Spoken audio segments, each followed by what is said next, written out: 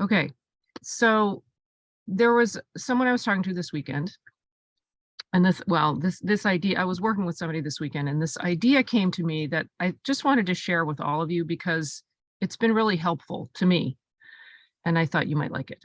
And when we are dealing with what seems to be a problem, and we all deal with stuff that seems to be problems, we know it's in belief because we know the science, the divine science behind all of this. But if we believe that that problem is this enormous problem, it's the elephant, right? It's this enormous problem that we're always dealing with.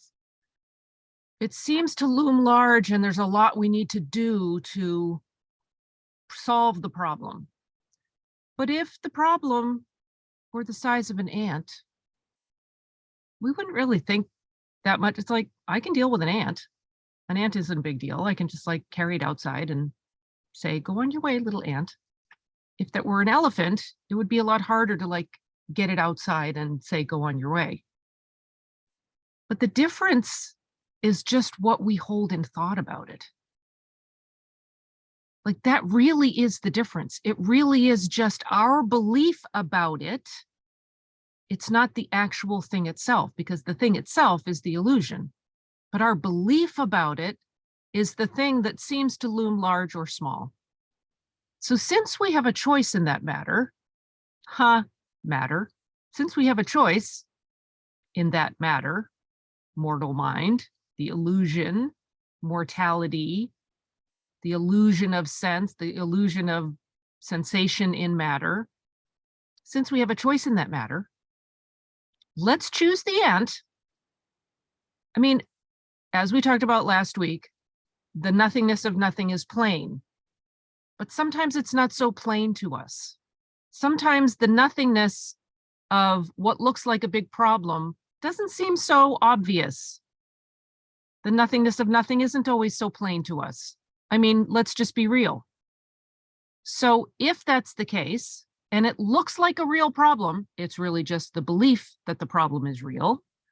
But if we're still stuck in the belief that the problem is real, let's choose to make it as little as a little ant. Like, no big deal. Can handle this. I understand. This is easily ejected from thought. Ejected from, therefore, my experience. This is not a big thing for me to deal with. Matter, the suggestion that matter is real, the suggestion that matter has life, intelligence, substance, is a persistent belief. It's a persistent temptation to believe that it's real. It's not real. Last week we talked about consciousness constructs a better body when faith in matter has been conquered. Well, notice the phrase, what we're conquering is the faith in matter. We're not conquering matter. We're conquering the faith in matter. The belief that matter is real. Mrs. Eddy has this really great, very simple line where she says, matter does not express spirit. It's like, okay, that's cool. It's pretty straightforward. But then when you look at her definition of matter, where she talks about mythology, mortality, another name for mortal mind, oh, plug in mortal mind in the other expression, where she says, matter does not express spirit.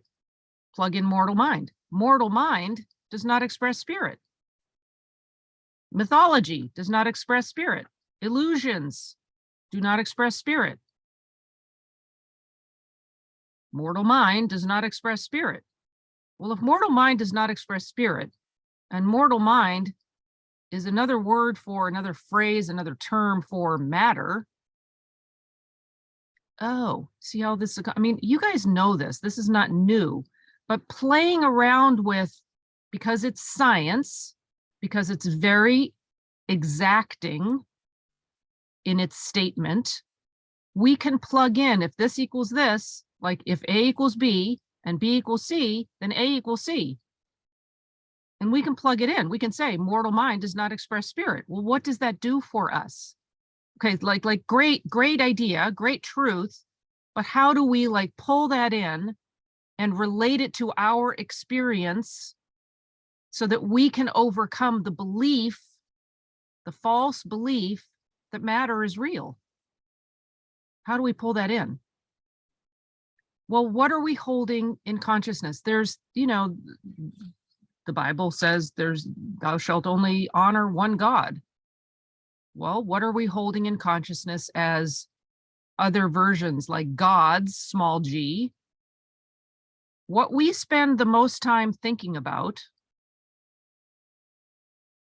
is what we're honoring as God. False or real.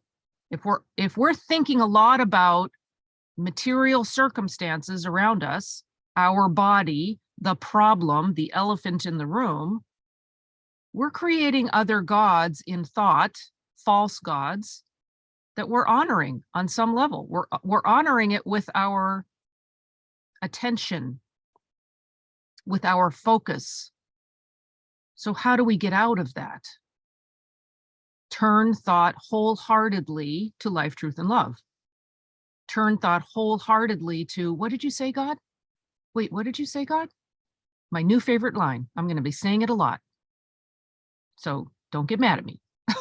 And you can get mad at me. I don't care. What did you say, God? That place in thought where we really are earnestly asking God for the revelation of truth in our consciousness, being open to the Christ, being filled with that level of grace that is releasing. I'm stuck on this problem. I'm holding on to it. I'm holding it in mortal mind, is trying to hold it in thought and present it as real to you. When in the Bible, when Jesus pulls up to the Gadarenes, and the man of the Gadarenes, the insane man of the Gadarenes is there, and he's, living in the tombs, doesn't even have clothes on, is running around, crazy guy. Well, reminds me a lot of, people who are unhoused, what we used to call homeless in our land today.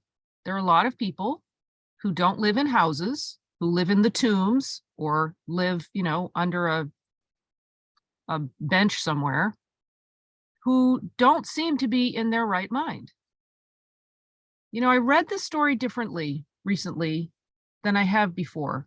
When the insane man, or the man of the Gadarenes, comes out, the man with devils, and he says, what hast thou to do with me, thou Jesus of Nazareth? What do you have to do with me? I want to get the right words because I want to make sure I'm saying this right.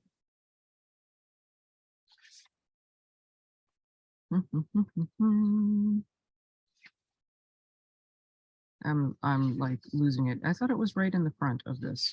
What hast thou to do with me, thou Jesus of Nazareth? Where is that? So that's be patient with me. What is thy name? So he says, what have I to do with thee? I knew I had it backwards. What have I to do with thee? And I read that really differently. Can you imagine, well, being someone who everyone thinks is crazy, who you feel out of control and you feel you've been taken over by devils, essentially, feeling insane. And Jesus shows up. He comes to Jesus. When he saw Jesus, he cried out. So he is coming to Jesus, which I think is really interesting, and fell down before him. So there's a sense that this person, this individual, is yearning to be seen truly. I've read it differently, I think, my whole life. When he saw Jesus, he cried out and fell down before him, and with a loud voice said, what have I to do with thee, Jesus, thou Son of God Most High? I beseech thee, torment me not. The torment me not has made me feel like, oh, that's the devil's talking. But I've read it differently. And I don't know if this is right or wrong. I'm not a Bible scholar in that sense, but I just offer this as a thought. What if it's the true sense of him crying out to be seen? Can you see me? Because all I'm seeing inside of myself is the devils, and I don't even see myself anymore. And how many times do we run across people like that in our lives who are so angry that they're taking their anger out on us because they don't see themselves anymore? They don't see, they're caught up in whatever the belief is, the habit, the addiction, the whatever, the insanity, and they're screaming. You know, when people on the street are talking, they seem to be out of their mind and they're just talking. It's mortal mind voicing itself craziness. They're just saying it out loud. It's going on inside our heads all the time. So what are we listening to? And what does Jesus do? Well, we know the story. He asks him, what is his name? Because if the young man is saying, what have I to do with thee? Is there any part of me that would be worthy enough to be seen by you? What is your name? Well, I've been identifying myself with this legion of devils. So I don't see myself. I don't even know my own name. Jesus sees through this whole illusion. And he calls the devils out and puts them there. Then the devils are talking, saying, my name is Legion. Go into the swine go down the hill and choke themselves. Error seen is 2/3 destroyed, and the last third destroys itself. So error seen, so when the young man says, my name is Legion, he sees that what I've been identifying with is the false idea of who he is, the insane idea, the man that's out of control, that's addicted or lost or whatever. Do we know people in our lives like that? Or are there times when we have felt like that? That I feel out of control, or I feel like I just don't know who I am anymore because all I feel like I'm dealing with is this problem. And that's how I'm identifying myself. When Jesus says, what is his name? He says Legion. He's identifying himself with the devil, with the false sense of man, with the belief, the false belief of God's child. Do we do that? Do we identify ourselves with that place that feels out of control?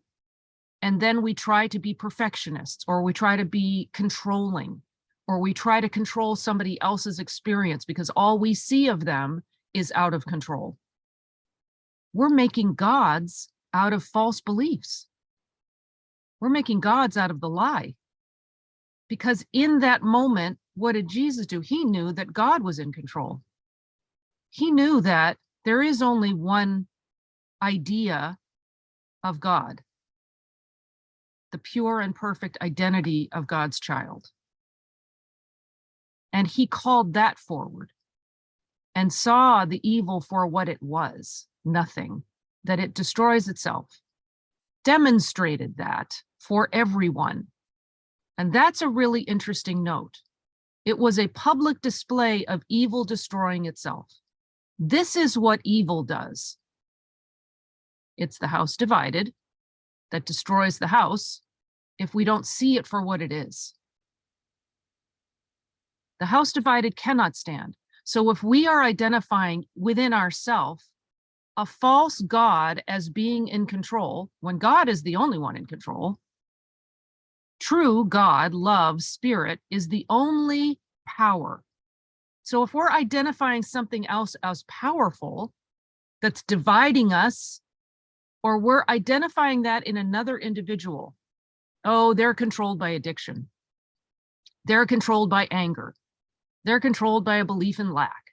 We can say it in spiritual terms and make it sound kind of lofty, but what are we doing? We're buying into the lie. We are the ones that get to honor one God. That's up to us. Are we seeing it in ourselves, and are we seeing it in others? Look up, look in, look out. Look up. Are you honoring one God? Look in. Are you honoring one God within yourself? Are you spending time and thought? Are you devoting thought to the battle? Are you devoting thought to seeing an elephant and dealing with a big problem? Or are you seeing it as less than, as nothing, as the little ant, and saying, this is not, the nothingness of nothing is plain. I'm seeing it as smaller, smaller, smaller, smaller, and eventually I can recognize that it really is nothing and has no power.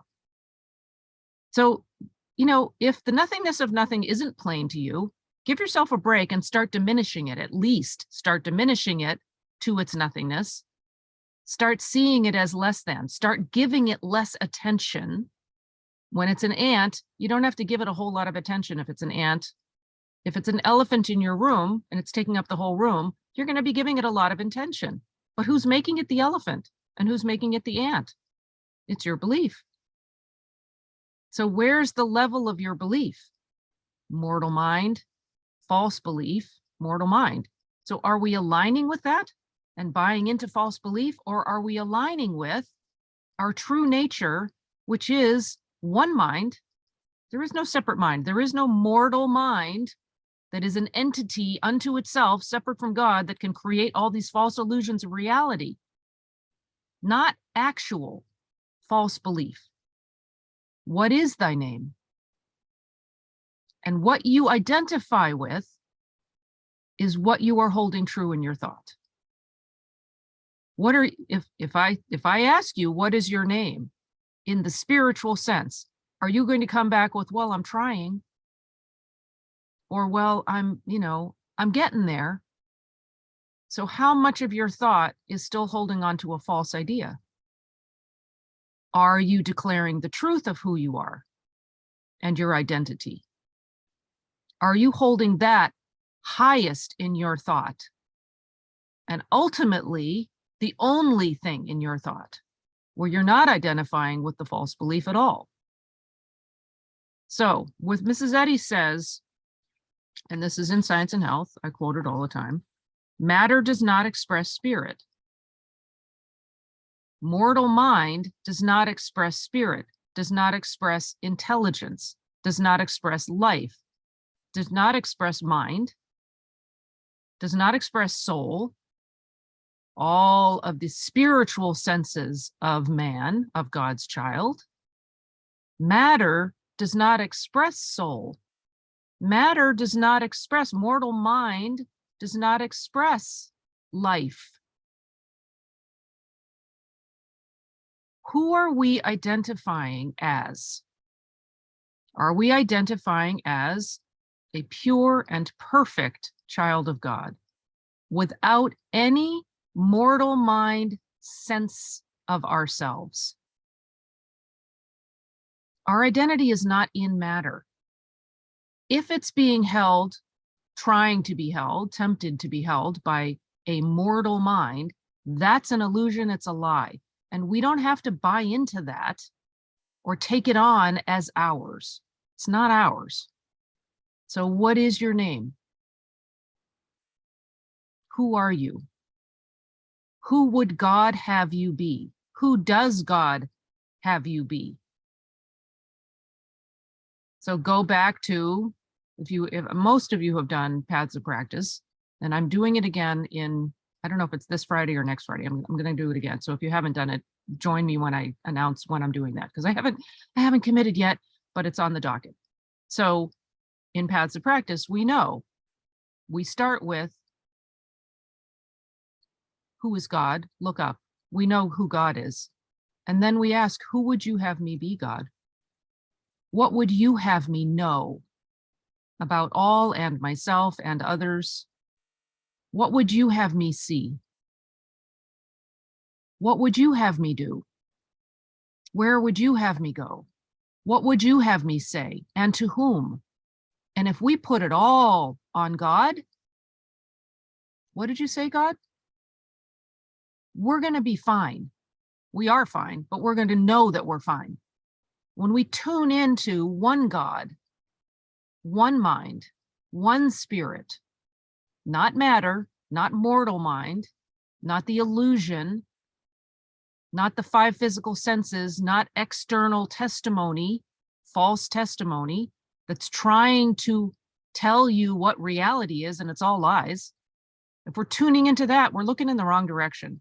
We know this, but are we practicing it day in and day out? Are we really, truly holding in thought the truth of our being more than we're focusing on the erroneous suggestion of our being? Are we giving mortal mind time in thought? There's only one mind. So if mortal mind is taking precedence in thought, in awareness, the illusion, it's like you're dreaming. Don't spend time dreaming, wake up. Get out of false gods arena and get into one God arena. Go into that arena. Take off the shields and let God, be bathed in light. Okay, let's bring it in.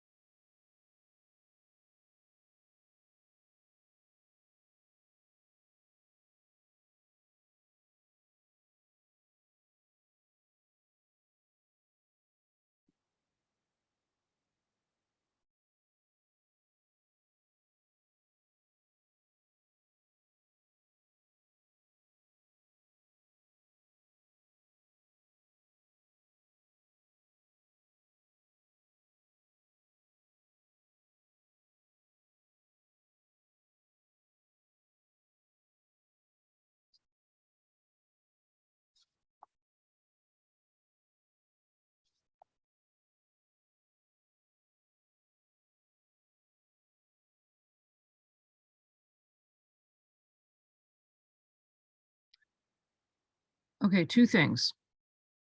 We don't have the power to make other gods. We can't make other gods. There's only one God.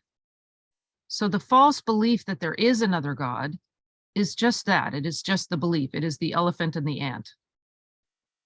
The Bible says, and this is the New Living Translation, can people make their own gods? These are not real gods at all. So if we know that consciousness is in mind, mind is not in consciousness. Consciousness is in mind, governed by mind, governed by God. And we know that there's only one true consciousness in God, in mind, governed by God. That relieves us from this sense that we could have a mind separate from God. Mrs. Eddy says, consciousness as well as action is governed by mind, is in God. So that she's saying consciousness as well as action is in God. It's not the other way around.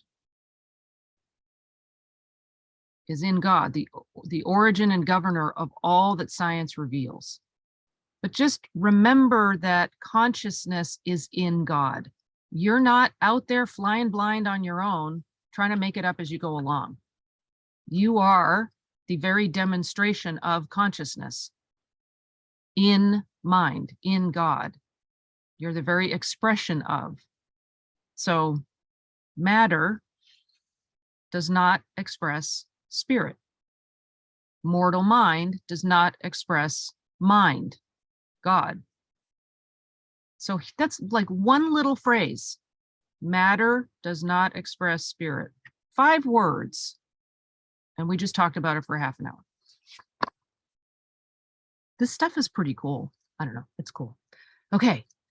Choose to be you, people. I will see you at 8 for Be Still and Know. And I invite all of you,